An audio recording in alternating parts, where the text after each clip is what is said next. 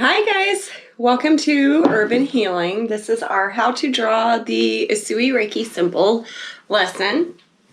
A little behind in this one. I do apologize for the tardiness, but it's here now. So we'll begin with Cho Ku Rei.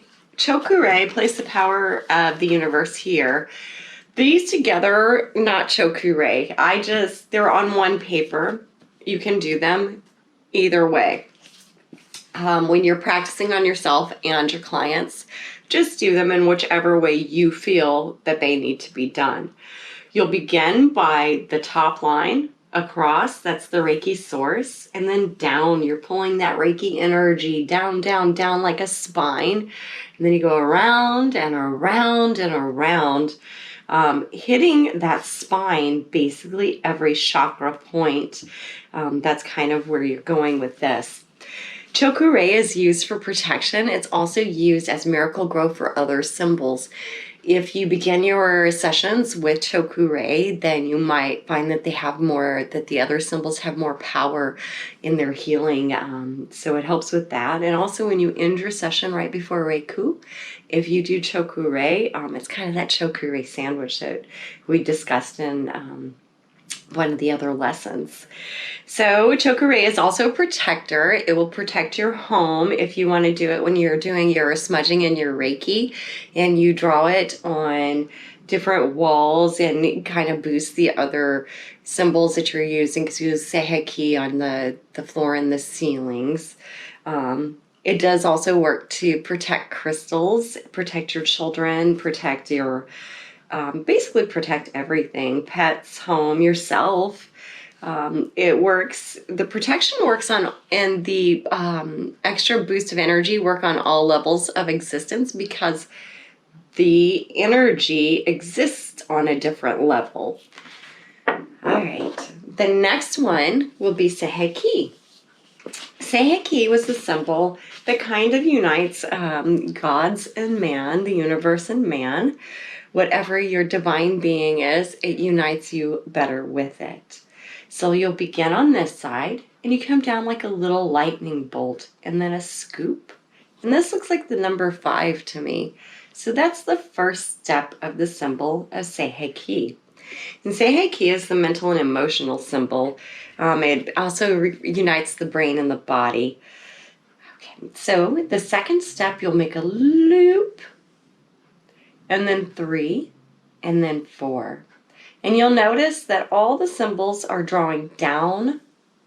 We don't draw them up because we want the energy to flow smoothly in one thing. And if we go, say, down with this one and up with this one, it might confuse it and kind of block the energy. So let's keep that energy all flowing in the same direction, because that's the whole point of the Reiki, is to get that energy flowing the way that it's meant to.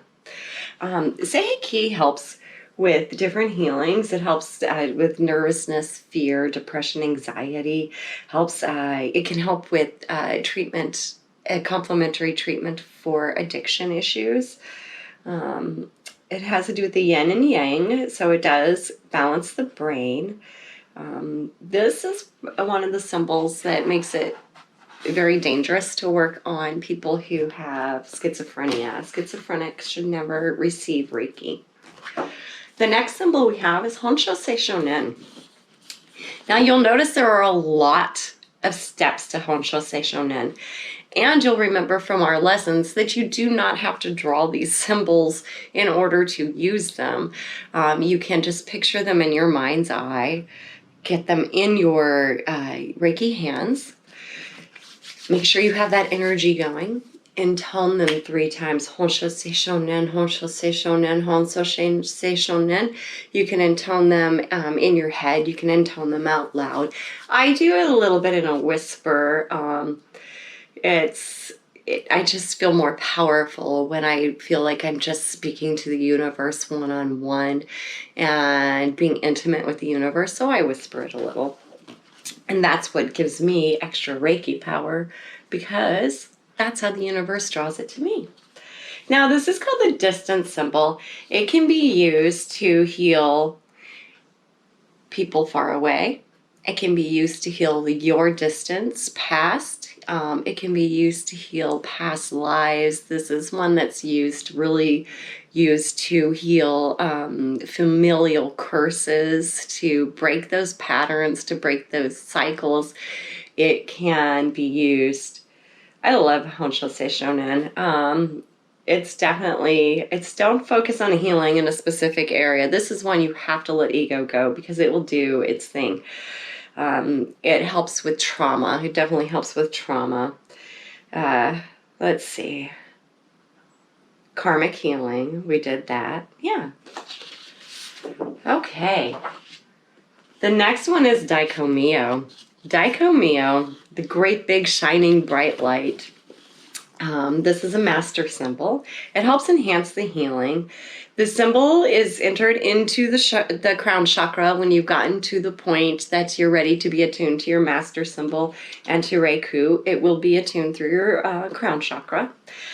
It does continue to really connect you to the universe. It helps release us from our subconscious beliefs, things that other people have placed upon us that have become part of us because we've heard it over and over and over again. So our bodies have kind of sucked it in and absorbed it. Things that are not necessarily true, not our true perception, not our true self, not our true path. So this will help eliminate a lot of those false images. You can also do Reiki on your crystals to make them self-healing, which is really cool. I do like this. And use it on your tinctures and your teas too. This is another one that is a little inclusive. I do intone Dai Ko Myo as well. And you'll notice again that the energy flows are going down. So 1, you'll go across, and 2, all the way down. 3 begins at the bottom, and it has a little kick out here. And then 4 will begin a little like crown thing. It always reminds me of a crown. You have the middle, and then 5 on this side, and 6 on that side. 7 will go across again, and 8 down. 9 is another little cute kicker, but that one is more of an angled kick. And after 9, we have 10 going down here, and then 11 across. And you'll pick your hand up and come back. You're not going to trace it back up. So 10, and then 11, 12, 13 is here in the middle, and then 14. 15 is one swoop, 16, 17, and 17 crooks in a little bit. And I know we said that the energy lines don't come up.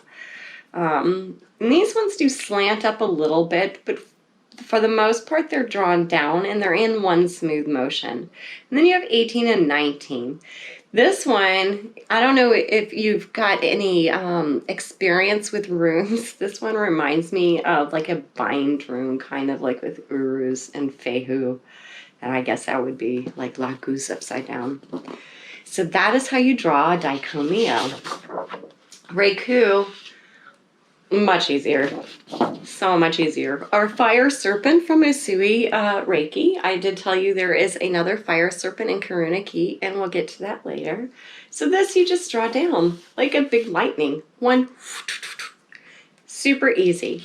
Now, when you'll use the Raku at the end of your session, or to ground your client, or to ground yourself during the session, or to ground yourself before the session. When you're using it to kind of close off the energies and ground your client at the end, if you use Cho Ku Rei beforehand, you'll get a little bit more oomph with that grounding. I do also use Raku after the end of a session with a client, and I wash my hands with the cold water, and I do Raku just to sever any accidental energy connection that may still be there. That way they continue with their healing, and I continue with my healing. Raku is really nice. If you're in public and you feel a little floaty, you can just do a little quick Raku on yourself and ground yourself. That is how to draw the Usui Reiki symbols. If you have any questions, please let me know. Until next time, namaste. I am hoping to get a couple of crystal lessons up. I would like to do like a crystal shapes first. That way you know which way things should go for the healings that you need.